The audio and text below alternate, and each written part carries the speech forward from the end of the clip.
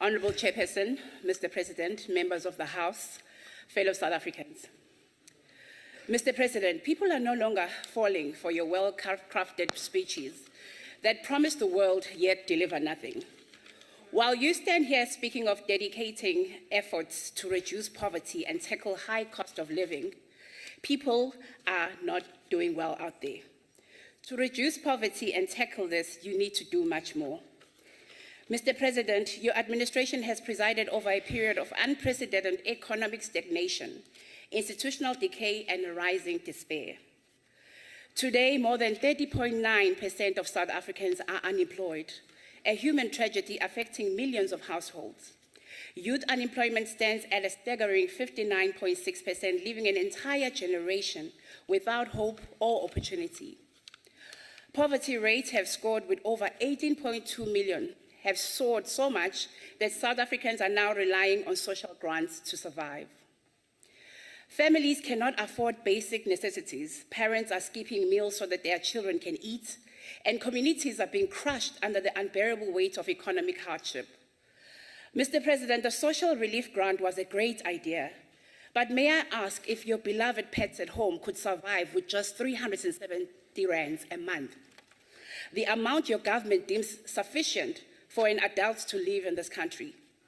And let us not forget that the same administration deems 1,417 per month as the poverty line, yet you expect people to live on a fraction of this. The stark disconnection between your administration and the realities faced by ordinary people is shocking and unacceptable. How can you speak of progress while millions are forced to make impossible choices, scratching your SASSA grants further than they could ever go, being forced to make impossible choices every day, choosing between keeping the lights on or commuting to work? Despite these grim realities, your administration claims progress. Let us example some facts. The GDP growth rate is stagnant at 0.6% for 2024, well below the sub-Saharan average of 3.4%. Inflation continues to hover at 6.3%, driven by the relentless rise of food and energy prices. The price of loaf of bread is now 20 rand, President, and petrol costs exceed 25 rand per litre in some regions. Eskom failures have slashed over 500 billion from the economy's annual due to load shedding, now rebranded, by the way, as load reduction. South Africa enjoyed 207 days of load shedding in 2023 alone, costing thousands of jobs and devastating businesses. Transnet, on the other hand, which is vital for our economy, has become a bottleneck with rail volumes plummeting by 21% in 2023. So even the most basic infrastructure has been left to crumble. Roads riddled with potholes, failing water system, inadequate healthcare facilities are daily reminders of the government's neglect. And let us be clear, South Africans did not vote for the so-called GNU, nor have they ever endorsed it. Helen Zille rightly called it out as a coalition of convenience, designed to shield your administration's incompetence. Truth of the matter is, this arrangement was more than a desperate ploy, was just a desperate ploy by the ANC to cling to power after suffering a humiliating loss at the election polls.